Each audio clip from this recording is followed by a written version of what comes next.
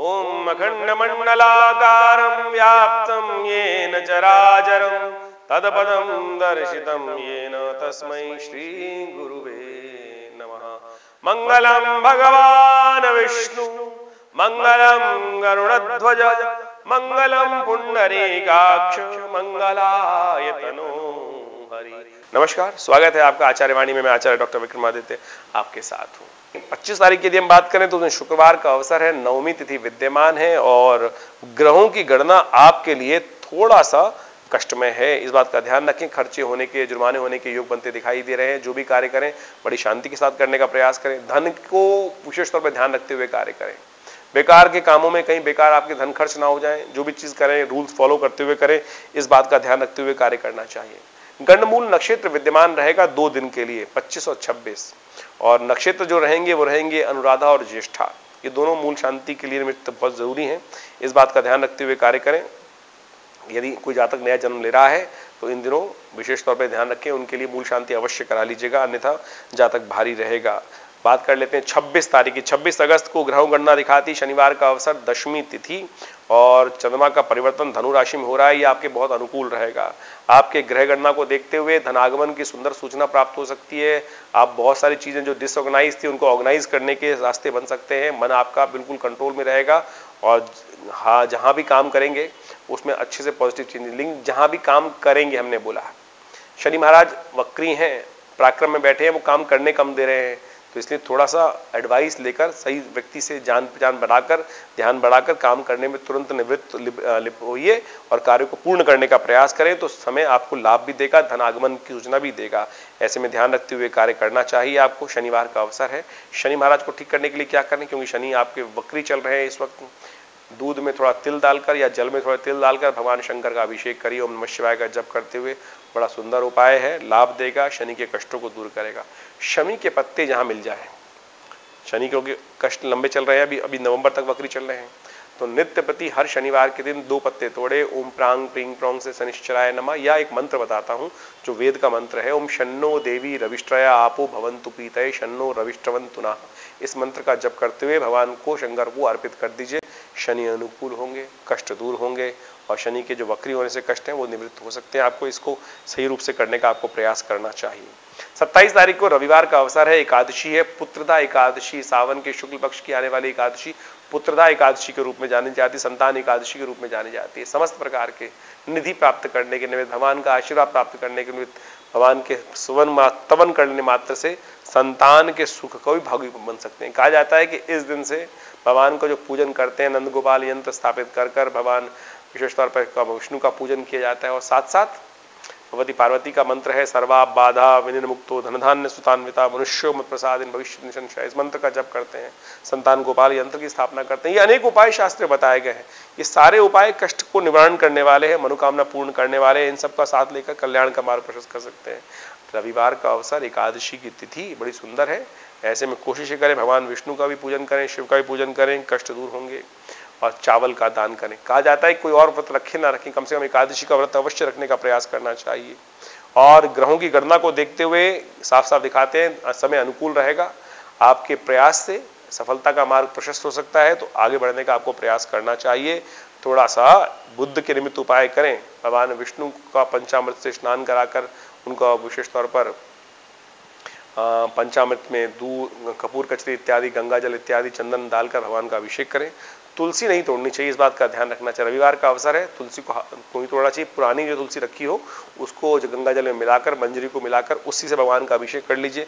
ये चरणामृत को ग्रहण करिए, कल्याण के योग बनेंगे। एक बात का ध्यान रखिएगा, भद्रा रहेगी 10:55 से लेकर 21:33 तक विद्यमान। तो इस काल में नए कार्य ना आरंभ करें, नए प्रोजेक्ट हाथ में ना ले, नए विचारों पर कार्य ना करें, केवल कुछ देर के लिए ध्यान रखते हुए कार्य करें तो अच्छा रहेगा।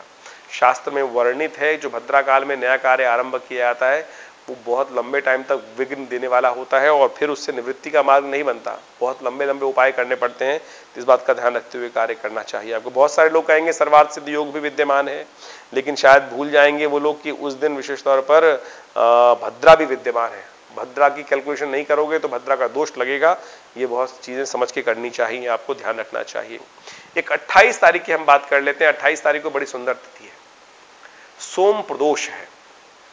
बहुत मुश्किल से ये प्रदोष व्रत मिलता है।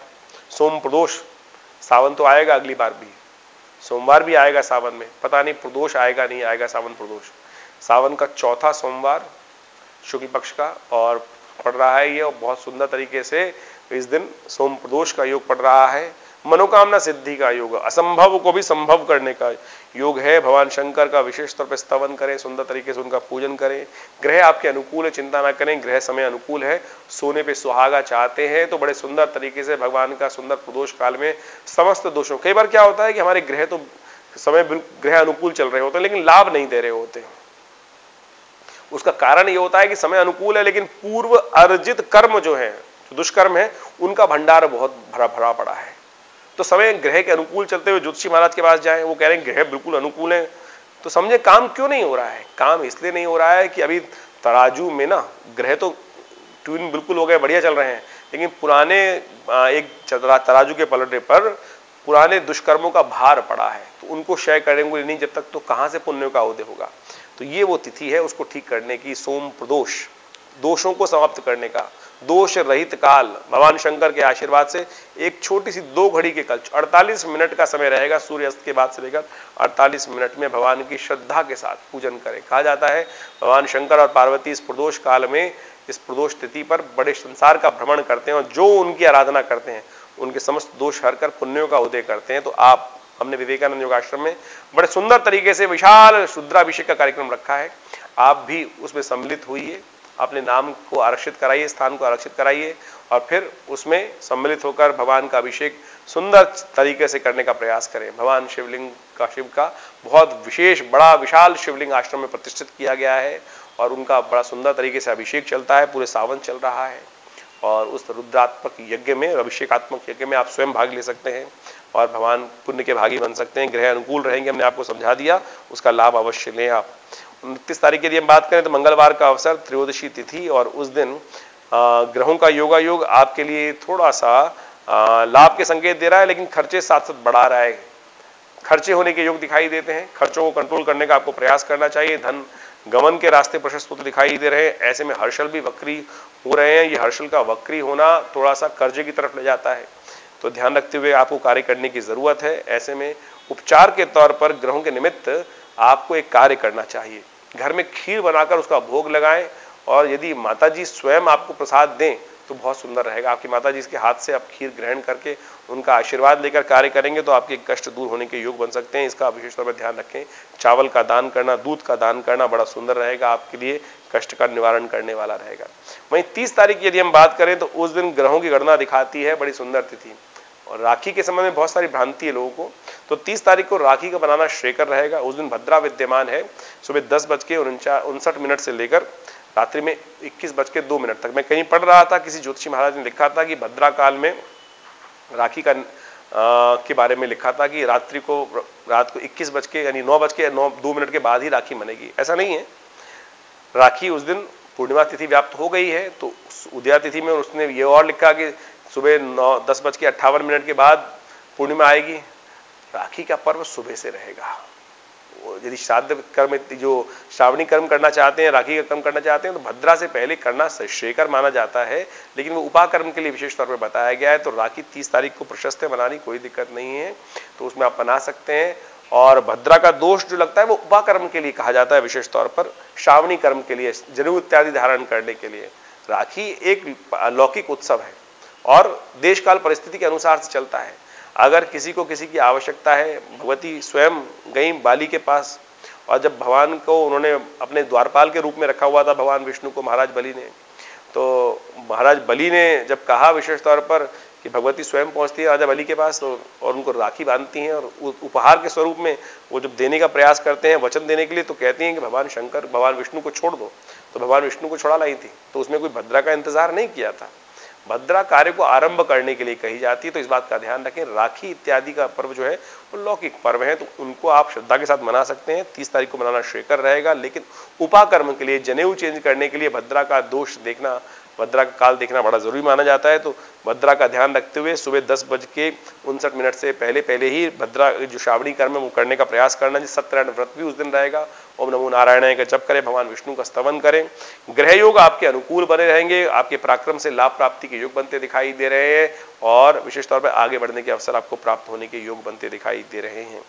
हम बात कर लेते हैं 31 तारीख की। 31 तारीख को बृहस्पतिवार का अवसर है, पूर्णिमा तिथि है और उस दिन केवल एक मुहूर्त से पहले समाप्त हो जाएगी, तो इसलिए राखी को पिछली तिथि में मनाना श्रेयकर रहेगा। फिर भी गायत्री जयंती संस्कृत दिवस उसी दिन मनेगा और साथ साथ बुध अस्त हो रहे हैं उस दिन। एक बात का ध्यान रखें, बुध आपके बहुत इंपॉर्टेंट ग्रह हैं। हम धनु राशि के संबंध में बात कर रहे हैं, तो बुध का अस्त होना आपके लिए कष्टकारी हो सकता है आने वाले समय में। इस बात का ध्यान रखते हुए कार्य करें। आपके भाग्य में बैठे हुए बुध हैं और विशेष तौर पे केंद्र के स्वामी हैं, दो केंद्रों के, तो ऐसे में ध्यान रखें कि आपके बहुत सारे काम के क्षेत्र में समस्या आने के योग बन सकते हैं। तो बुध को प्रसन्न करने के लिए क्या किया जाए, तो उस दिन विशेष तौर पर एक ध्यान रखें, एक उपाय बता रहे हैं।